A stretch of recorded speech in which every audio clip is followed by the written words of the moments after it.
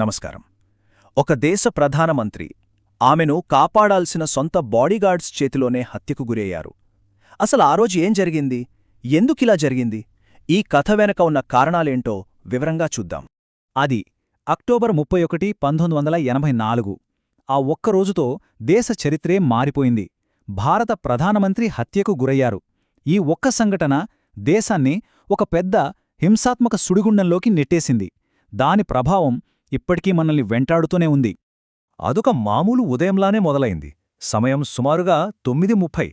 ప్రధానమంత్రి ఇందిరాగాంధీ గారు ఒక డాక్యుమెంటరీ ఇంటర్వ్యూ కోసం తన ఇంట్లోంచి బయటికి నడుచుకుంటూ వస్తున్నారు. కాని ఎవరూ ఊహించని విధంగా ఆమెను కాపాడాల్సిన వాళ్లే, ఆమె సొంత బాడీగార్డ్స్ ఆమె మీద కాల్పులు జరిపారు. వాళ్లే సత్వంత్ సింగ్ మరియు బియాన్ సింగ్. వెంటనే ఆమెను ఎయిమ్స్ హాస్పిటల్కి తీసుకెళ్లారు. కాని అప్పటికే జరగాల్సిన నష్టం జరిగిపోయింది. డాక్టర్లు ఎంత ప్రయత్నించినా ఆమెను బ్రతికించలేకపోయారు. ఆ రోజు మధ్యాహ్నం 2:20 గంటలకు ఇందిరాగాంధీ మరణించినట్టు అధికారికంగా ప్రకటించారు. ఇక్కడే అసలు ప్రశ్న మొదలవుతుంది. తమ ప్రాణాల్ని పణంగా పెట్టి ఆమెని కాపాడాల్సిన వాళ్లు ఎందుకు ఆమె ప్రాణాల్ని తీశారు? ఈ ప్రశ్నకు సమాధానం కావాలంటే మనం కొన్ని ఏళ్లు వెనక్కి వెళ్ళాలి. ఈ హత్య వెనుక ఉన్న అసలు కారణం అర్థం చేసుకోవాలంటే మనం 1970ల నాటి పంజాబ్ రాజకీయాల్ని చూడాలి. అక్కడే ఖాళిస్తాన్ ఉద్యమం మొదలైంది. అదే ఈ హింసకు మూల కారణం. అసలు ఈ ఉద్యమం ఎందుకు మొదలైంది? దీనికి చాలా కారణాలున్నాయండి. కొందరు సిక్కులకు ఖలిస్తాన్ పేరుతో ఒక ప్రత్యేక దేశం కావాలని బలంగా కోరుకున్నారు.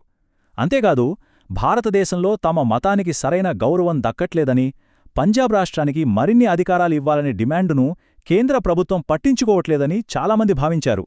దీనికి తోడు యువతలో నిరుద్యోగం, పేదరికం కూడా పెరిగిపోవడంతో పరిస్థితి ఇంకాస్త సీరియస్గా మారింది. ఈ డిమాండ్లన్నిటికీ ఒక రూపమే 1973లో వచ్చిన ఆనంద్పూర్ సాహిబ్ తీర్మానం. అకాలీదళ్ పార్టీ దీన్ని పాస్ చేసింది. దీని సారాంశమేంటంటే, పంజాబ్ రాష్ట్ర వ్యవహారాల్లో కేంద్ర ప్రభుత్వం జోక్యం తగ్గించి రాష్ట్రానికి ఎక్కువ స్వేచ్ఛ ఇవ్వాలి అని.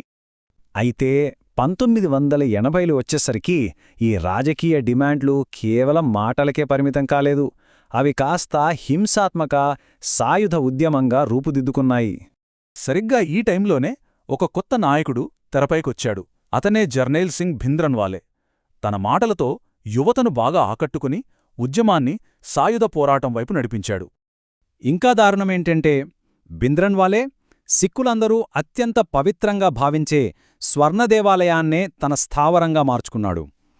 అక్కడే ఆయుధాలు దాచి మిలిటెంట్లకు ఆశ్రయం కల్పించడం మొదలుపెట్టాడు. ఇక అతని నాయకత్వంలో పంజాబ్లో హింస రోజురోజుకి పెరిగిపోయింది. పంజాబ్లో ఉన్న హిందువులపై దాడులు జరిగాయి.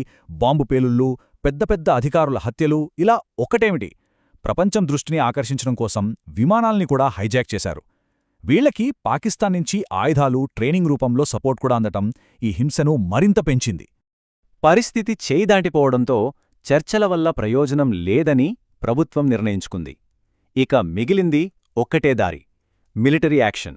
అదే ఆపరేషన్ బ్లూ స్టార్.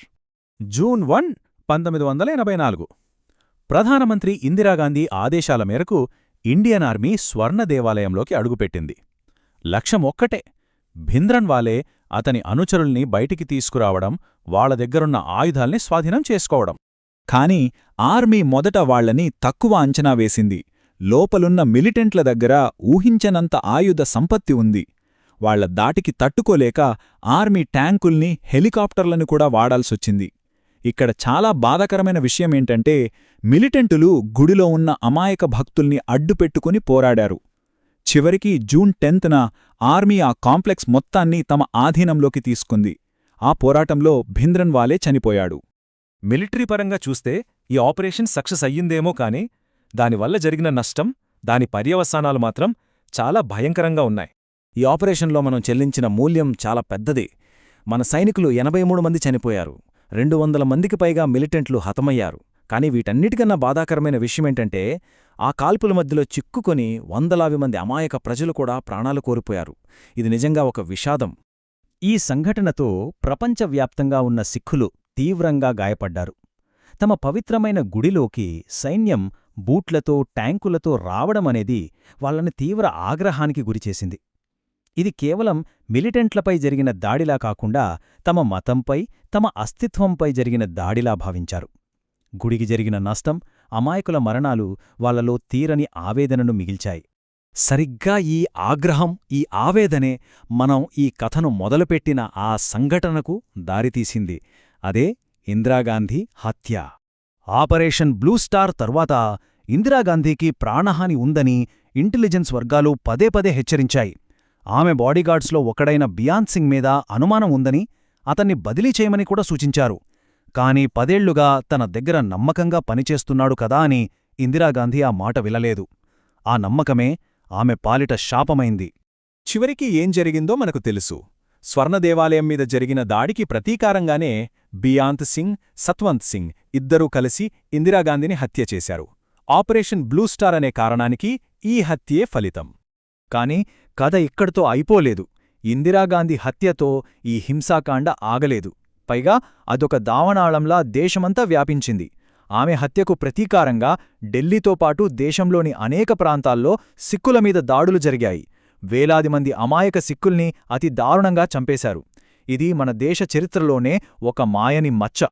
ఇదంతా చూశాక మన ముందు ఒక పెద్ద ప్రశ్న మిగిలిపోతోంది. ఒక హింస మరో హింసకు ఎలా దారితీస్తుంది? ఈ ప్రతీకార చర్యల వల్ల ఎవరికి లాభం? ఈ విష వలయం నుంచి మనం ఎప్పటికీ బయటపడలేమా? దీని గురించి ఒక్కసారి ఆలోచించండి.